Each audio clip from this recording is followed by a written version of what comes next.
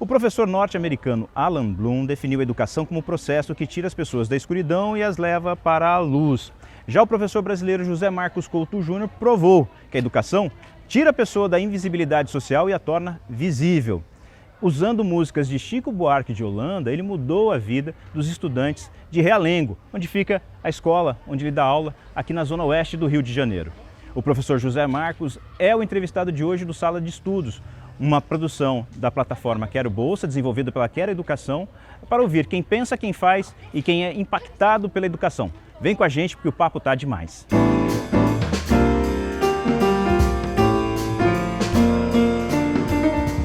Professor, primeiramente, muito obrigado por ter cedido esses minutos para bater um papo com a gente. Que isso, eu que agradeço.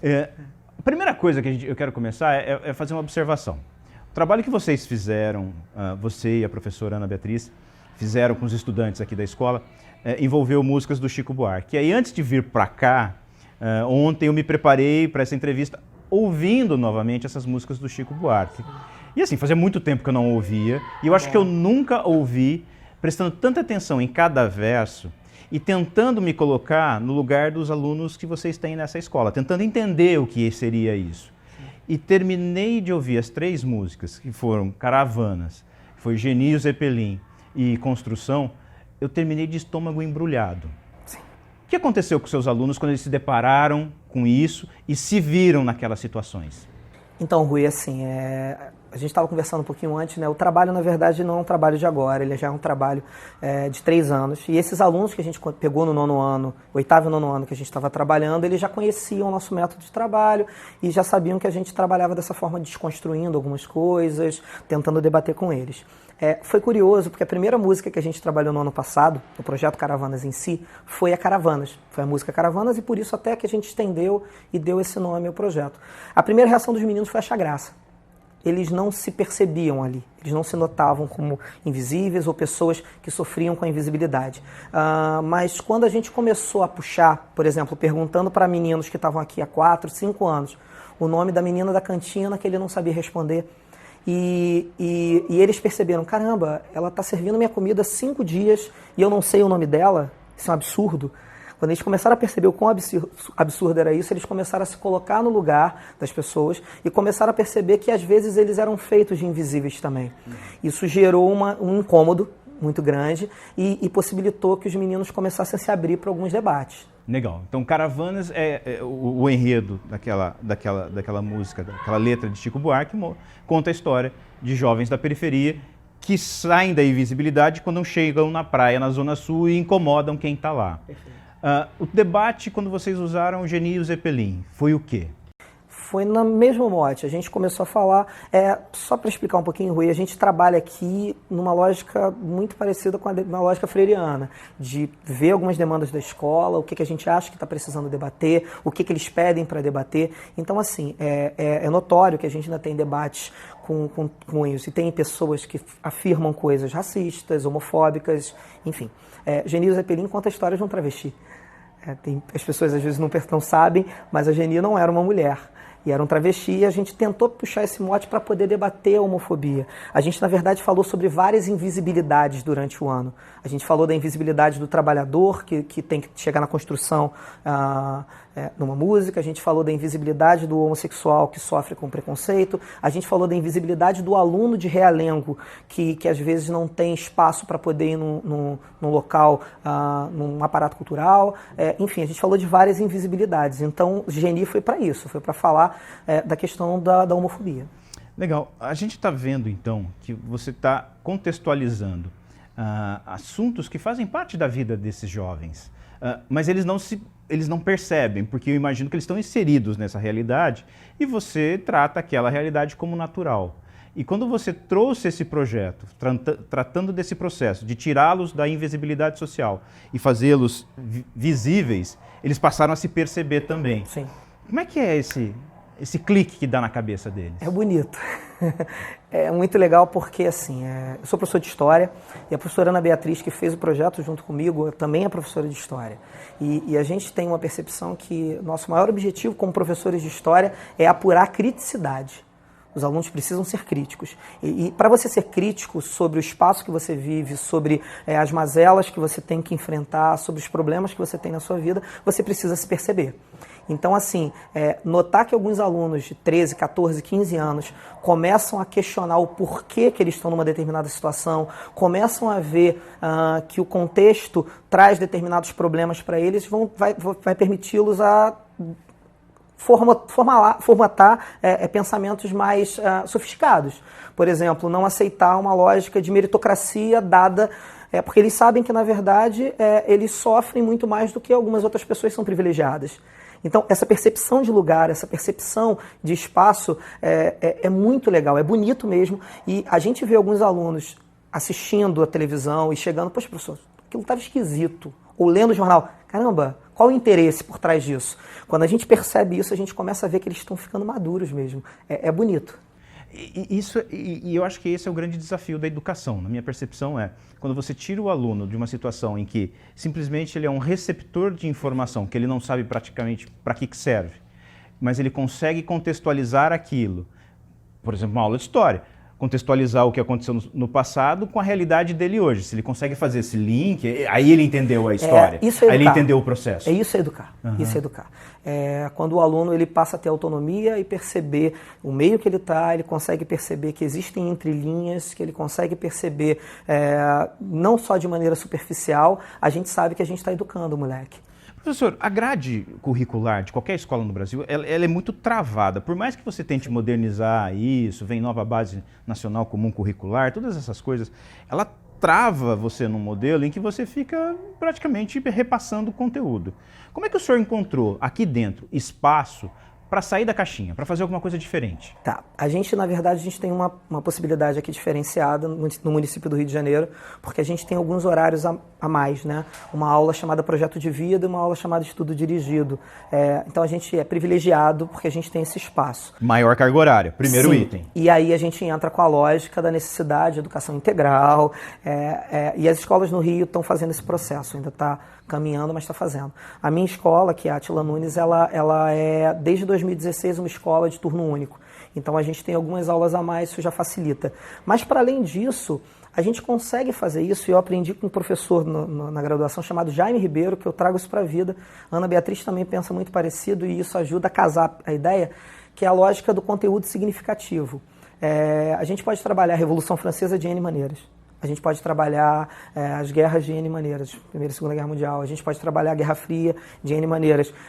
Só que quando você consegue costurar isso com a realidade do aluno, aquilo tem sentido para o aluno. E aí ele consegue, na verdade, se perceber, e ele consegue perceber que a história dele também é importante, ou que dialoga com uma história maior que as pessoas falam. Não fica só a transmissão de informação. Não é toda hora que a gente consegue, é claro. Tem dia que não dá certo, tem dia que por N situações não funciona, mas quando dá certo é mágico, assim, a gente se sente professor mesmo, tá dando certo. Agora, você não faz isso, e essa também é uma das mágicas da educação, você não faz isso de forma aleatória. Você tem um objetivo. Claro. Então, quando você traz esse aluno, utiliza uma música que tem um cunho social muito forte, faz com que ele perceba isso, faz com que ele se reconheça. Qual é o seu objetivo ao trazer essas informações para ele? O que você espera lá na frente, daqui 1, 2, 5, 10 anos? Então, como eu falei para ti há pouco, eu penso história e penso educação como um meio para esse menino ser crítico, esse menino ter uma autonomia na sociedade. Para mim é o mais importante. E dentro dessa perspectiva, o meu objetivo é esse, é fazer um moleque de 13, 14, 15 anos vivenciar e compreender a realidade dele. Para mim, história é importante com isso. Para isso. O que a gente acaba fazendo? O nosso objetivo é esse, é tentar fazê-los sair da caixinha, utilizando o termo que você utilizou há pouco. A minha ideia é que daqui a 10 anos ele possa ser um cidadão pleno e que não vá para o Facebook escrever um monte de besteira, porque ele tem consciência do que ele está falando. Tem muita gente que apoia, por exemplo, umas políticas ou ideias como escola sem partido, tá? Entrando nesse assunto, que falam de uma neutralidade na escola. Não existe neutralidade escolar. Aliás, não existe neutralidade em ciências humanas, tá? Porque você, na verdade, você está do lado, já dizia Paulo Freire, você está no lado do oprimido, você está no lado do opressor, você precisa escolher. Eu tenho a realidade de alunos da periferia que nunca tinham ido ao teatro, que nunca tinham ido a um museu, que nunca tinham ido a um circo, e eu tinha a oportunidade de levá-los para esses lugares e mostrar para eles que o mundo era muito maior do que isso aqui, do que a Capitão Teixeira. Não que a Capitão Teixeira não seja importante, faz parte do universo deles, mas eles precisam compreender que tem coisas para fora. Então, meu objetivo, o objetivo da Ana Beatriz com o Projeto Caravanas, era mostrar para esses meninos que o mundo era muito maior do que a Capitão Teixeira. Esse era o objetivo, era o conteúdo significativo.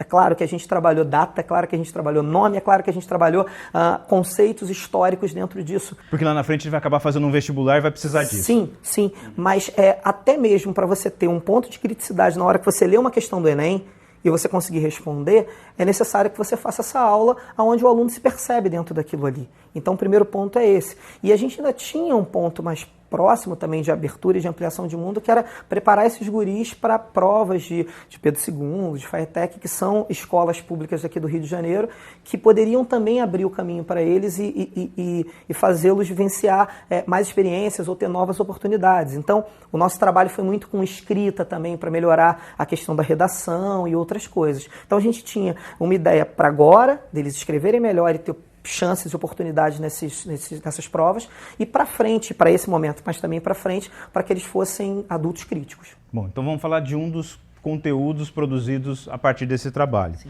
Esse é o livro Que Sejam Lidos, Que Sejam Vistos. Organizadores: Ana Beatriz Ramos de Souza, sua colega, José Marcos de Assis Couto Júnior, você. Aqui dentro a gente está com quantos textos de quantos alunos? Então, a gente tem 34 textos que foram organizados a partir dessa lógica de trazer músicas de MPB, os meninos escutarem, reescreverem, partindo da vivência deles. A gente teve uma ajuda do João Leonardo, que fez a capa do livro com cuidado, com zelo. Então, ele faz design, então ele acabou trabalhando e fazendo uma capa exclusiva para o livro dos meninos. E são meninos do 8º e do 9º ano. Tá? A gente tem, alguns autores têm 2 textos no máximo.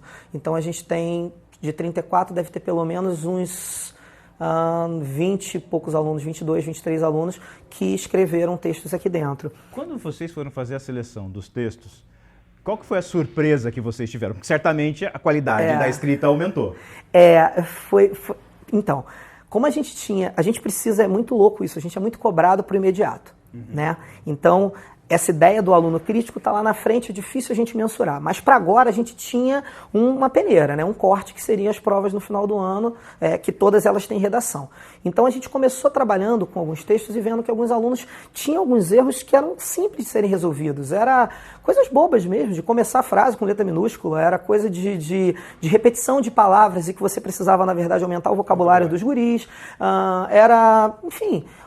misturar letra cursiva com letra bastão, coisas que a gente consegue ver, se a gente consegue acompanhar, se a gente conseguir dialogar, por exemplo, com um professor de português, mas às vezes, por conta da carga horária que você acabou de falar, o espaço que a gente tem reduzido, às vezes a gente não consegue.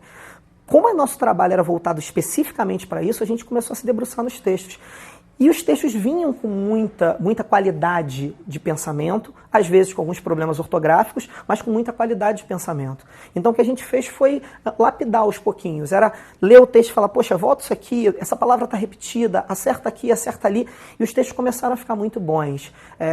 Quando deu o start da gente começar a ler, foi difícil a gente escolher os 34, porque tinha muito texto bom que tinha que ter entrado aí, mas não tinha espaço, porque a gente não tinha grana, né? Lê um pra gente. Tá. Escolhe um e lê um trechinho para a gente ter noção do que é o resultado desse trabalho. Tá, eu vou ler um texto de um menino chamado Eric, A Realeza da Favela. Ele foi em cima da música do Chico também, né, do Caravanas, e a música do Chico fala do dia de real grandeza, tudo azul, né? O Eric fala o seguinte: é um dia de real pobreza, tudo escuro. Vou descer na favela, observando as marcas de tiro no muro. Hoje é dia de praia, Copacabana, aonde só podem ir os bacanas que desde o Brasil Colônia fala que só servimos para cortar cana. Por que só eles podem desfrutar do mar azul a lá Istambul? Dentro do ônibus, me sinto em um navio negreiro, pois todos me olham feio. Parece que todos são da realeza. Será que me olha assim porque os meus nunca teriam título de nobreza? Ou me falta beleza? Sol. A culpa deve ser do sol. Talvez seja esse o caso deles estarem ofuscados por uma luz de farol. Não precisa bater, não precisa matar, se nós só queremos nos refrescar nesse sol que hoje beija o mar. Esse garoto tem quantos anos? O Eric tem agora 14 anos. 14 anos. 14 para 15. Quantos poemas ele escreveu na vida antes desse? Olha, o Eric era um que não escrevia, ele escrevia, ele sempre foi um bom aluno, mas ele não escrevia muito poema. E depois disso aqui as coisas começaram a sair. Na verdade tem até um outro texto dele aqui dentro, o João Otávio tem 2 também, tem uns guris que tem bastante texto. Ou seja, você conseguiu despertar nesses jovens que são da periferia, moram numa situação muitas vezes exposto à violência, porque ele fala de marca de tiro em muro. Sim. Provavelmente é uma sociedade muito machista, e tem um garoto, adolescente, que faz poesia. O que provavelmente, no ambiente lá fora, não seria muito visto como um sinônimo de masculinidade por um jovem. E assim, ele rompeu todas essas barreiras e escreveu algo com muita sensibilidade. Sim. A gente, como eu falei antes, assim, a nossa escola, ela tem como é que eu vou dizer? Uma veia musical e poética muito grande. Esse trabalho do Caravanas ele já tem 3 anos e a gente vem trabalhando com muita música, a gente vem trabalhando com poesia já de um tempo. Então isso facilita muito. Esse preconceito em cima assim, poxa, não é tanto para homem, não tem tanto aqui, mas parar para escrever, às vezes eles não param porque tem outras distrações. Então mostrar para eles uma possibilidade é muito legal. E assim, se a gente tinha como ideia apontar para esses meninos no curto prazo essa possibilidade de prova, a gente teve os resultados no final do ano, com alunos sendo classificados para essas escolas que a gente sonhava que eles entrassem. A realidade ficou maior do que o nosso sonho, talvez, até com as coisas que começaram a acontecer. E os objetivos foram alcançados nesse primeiro momento, muito claramente quando eu vejo esse aluno chegar e falar assim, poxa, professor, obrigado porque foi importante o que você fez na minha vida e agora eu consigo perceber coisas que eu não percebia antes. Esse projeto acabou dando a você e paralelamente, por consequência, a professora Ana Beatriz, o professor Nota 10 de 2018, o título do prêmio Professor Nota 10 2018. Esse prêmio abre portas, esse prêmio deu mais visibilidade a vocês, o que isso trouxe para vocês e que está sendo oferecido aos seus estudantes? Que benefício a gente está conseguindo a partir disso? Assim, a gente, na verdade, tem a questão financeira, é óbvio que ajudou a escola, porque a gente recebeu um auxílio. As escolas, aqui dentro, aquele ventilador é novo, por exemplo, que foi comprado com a grana do prêmio, a gente conseguiu dar uma melhorada, pintar a escola, então, às vezes uma verba que tem mais dificuldade para chegar por conta de burocracias, a gente tinha uma grana na mão mais fácil. Então, a parte mais tangível é a questão dessa questão financeira. Orçamento, primeiro. Orçamento. Para os meninos, como eu falei, dos guris, a gente tinha ano passado 30 alunos no 9º ano. Tá? E os 30 alunos participaram, alguns de maneira mais ativa, porque essa matéria, projeto de vida, ela não é obrigatória. Ela é obrigatória que o aluno esteja em sala, mas como não dá ponto, tem aluno que não liga tanto, né? E a gente tenta puxar aqui e ali. Mas dos 30 alunos que a gente tinha no passado, 4 foram classificados, passaram na FETEC, 2 conseguiram vaga no colégio bilíngue que tem no Meia, 2 conseguiram fazer provas em escolas privadas fortes da região e conseguiram bolsa integral. Uma das meninas, a Carol, hoje ela quer ser professora. Ela conseguiu uma bolsa e ela está dando aula, ela conseguiu um estágio para dar aula nas turmas menores e ela está estudando pedagogia, né, o curso médio normal à noite. Então, assim, para os meninos imediatamente abriram portas. Para a escola foi um ganho absurdo de autoestima, porque eles começaram a se ver. E assim, a gente falava muito disso porque era quase poético, porque a gente começa um trabalho falando de meninos que estão na periferia e querem chegar na Zona Sul, e a gente da periferia chegou no Brasil inteiro. Era muito maior, de novo. Foi uma realidade que estava para além dos nossos sonhos.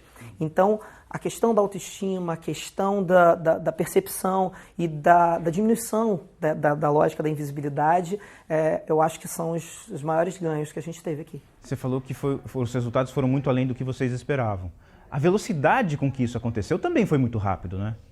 Então, acho que foi. Se a gente for imaginar que o prêmio foi de setembro e as coisas começaram a acontecer final de setembro e de outubro, sim. Mas o trabalho ele não é de agora. Não, mas se a gente falar 3 anos não é muita coisa para você tirar uma escola de uma situação que era mais uma escola normal, como tantas outras, e passar a ser uma referência. Quer dizer, você conseguiu transformar a vida dessas crianças e a realidade da escola em apenas 3 anos. Mas, Rui, deixa eu te falar, muito é dito sobre a escola pública e muito é criticado sobre a escola pública, sobre suas mazelas, sobre seus problemas. No final do prêmio lá, a gente estava na Sala São Paulo, eu lembro de uma entrevista que a repórter chegou para mim e perguntou o que eu sentia. E eu falei para ela, tinha acabado de ganhar o Educador do Ano, eu estava feliz pra caramba, e ela me pergunta, o que você está sentindo? E eu falei para ela que eu sentia um misto de alegria, euforia, óbvio, é lógico, mais um aperto no coração e um desapontamento muito grande. Porque isso que eu fiz aqui com a Ana Beatriz, eu conheço uns 10 trabalhos assim, que são replicados dentro da escola pública. O Marcos Ribeiro, que participou também do Educador Nota 10, que é professor de Educação Física lá de São Paulo, ele tem uma frase que eu acho maravilhosa, que é o seguinte: nunca a escola pública esteve tão bem. E ela nunca esteve tão bem porque a gente consegue, na verdade, fazer esses jovens críticos. Se a gente teve um ganho, desde a lógica da universalização da escola pública, foi a gente começar a trazer criticidade para dentro da escola. Então, assim, esses projetos acontecem a todo canto, estouram.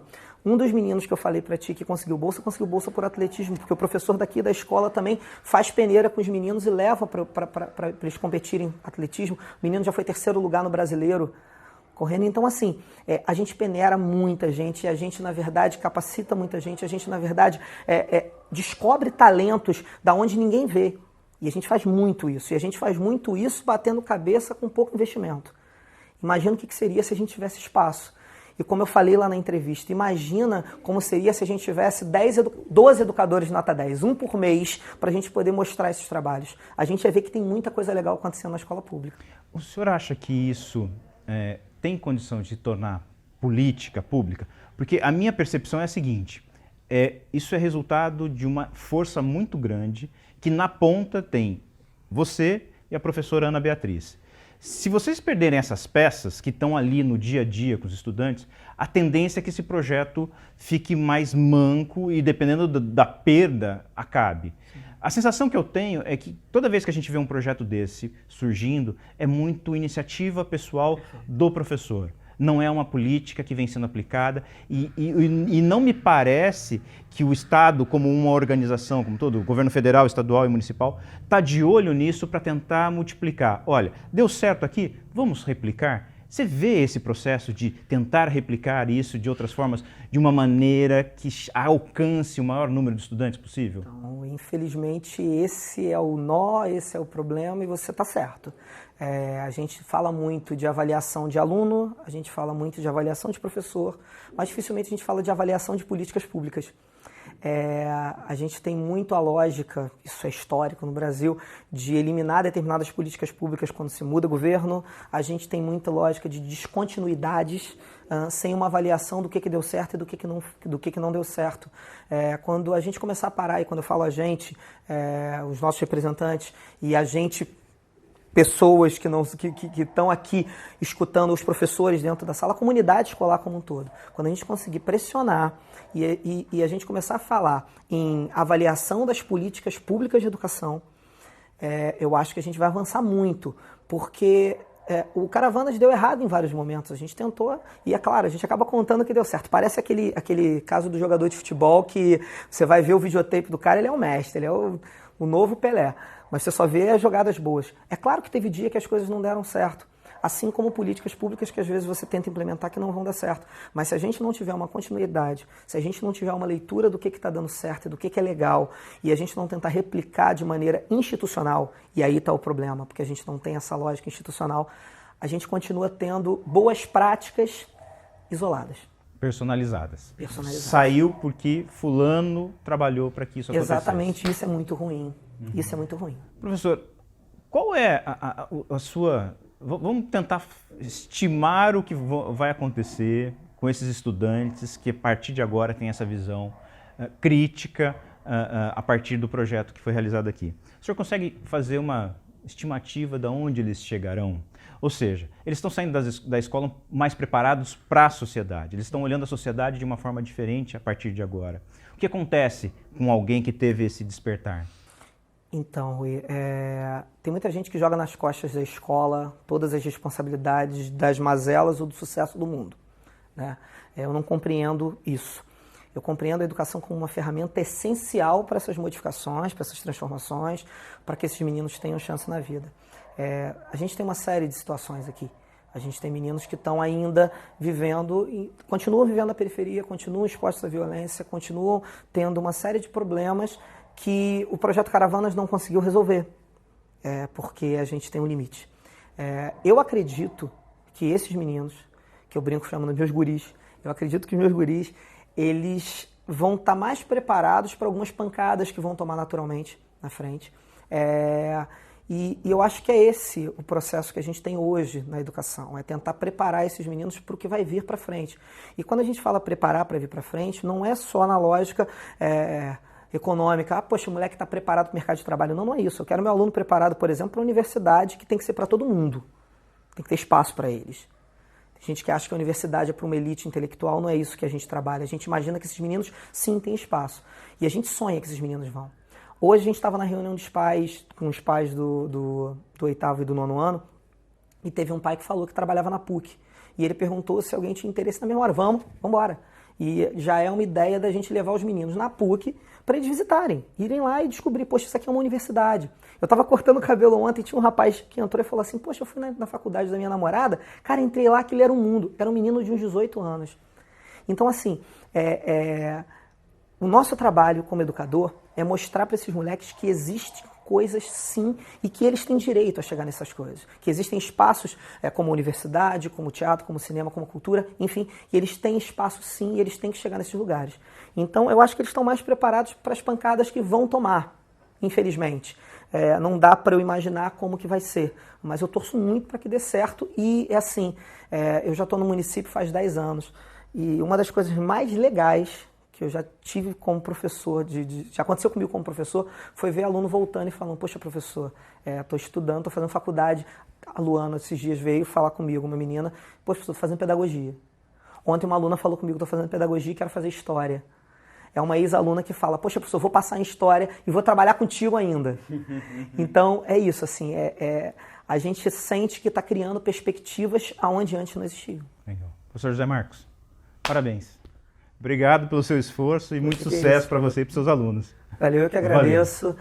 Agradeço pela disponibilidade de vocês virem até aqui, que vieram de longe. E eu fico muito feliz de poder, na verdade, mostrar o projeto deles. Eu falo muito isso.